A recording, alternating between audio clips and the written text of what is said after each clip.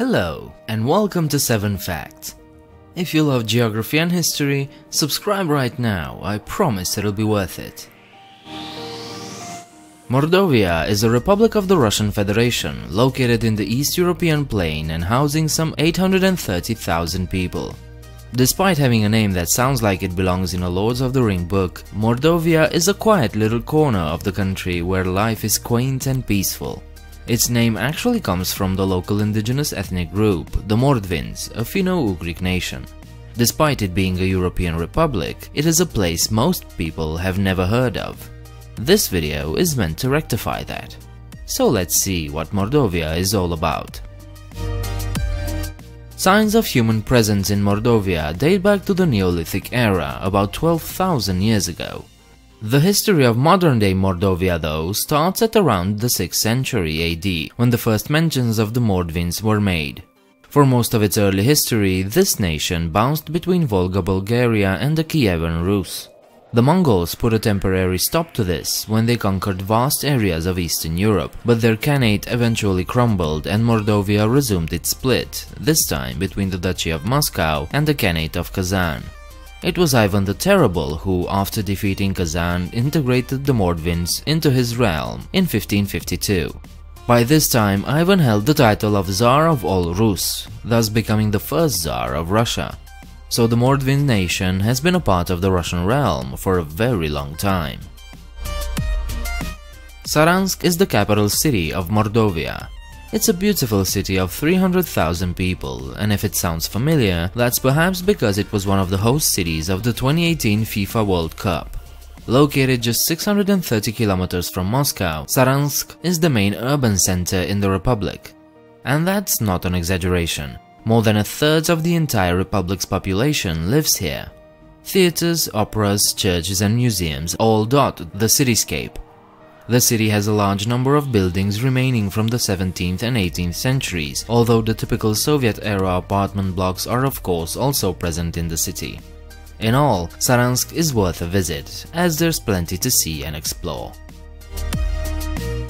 Before we get to the next fact, I'd like to ask you one thing. This video isn't sponsored, none of them are so far, so perhaps you'd consider supporting this channel by becoming a patron. If you still enjoy my content, go visit my Patreon page and help this channel out. Okay, with that said, let's go to fact number 4.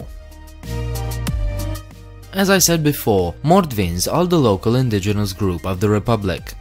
But they are actually divided into two different groups, the Moksha and the Erzya.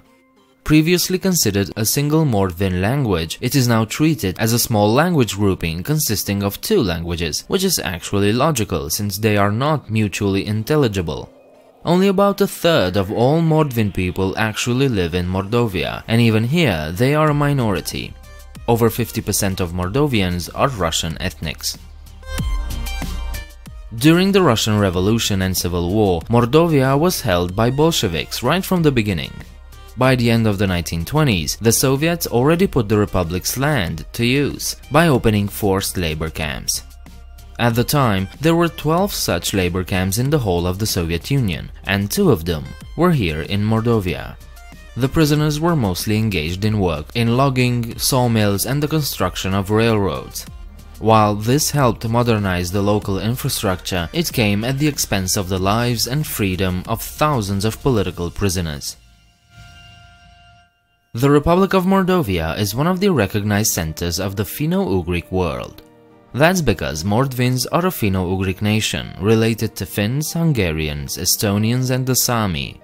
Of the 750,000 Mordvins of the world, only about 330,000 actually live in Mordovia. Nevertheless, this is one of the main ethnic centers of the Finno-Ugric branch of the Uralic family. Since it's located in the East European plains, Mordovia doesn't have spectacular natural formations. In fact, the highest elevation in the whole republic is just above 300 meters. But that doesn't mean its landscape isn't amazing. It's not a big place, about as big as North Macedonia, and yet it's crisscrossed by 114 rivers, or over 1,000 if you count every small river, and over 500 lakes. It is one of the most beautiful places in the Volga region, with plenty of wildlife and forests. Please leave a like and subscribe if you enjoyed this content. Leave your comments downstairs, and don't forget there's a Patreon page where you can support this channel. I hope to see you next time. Bye.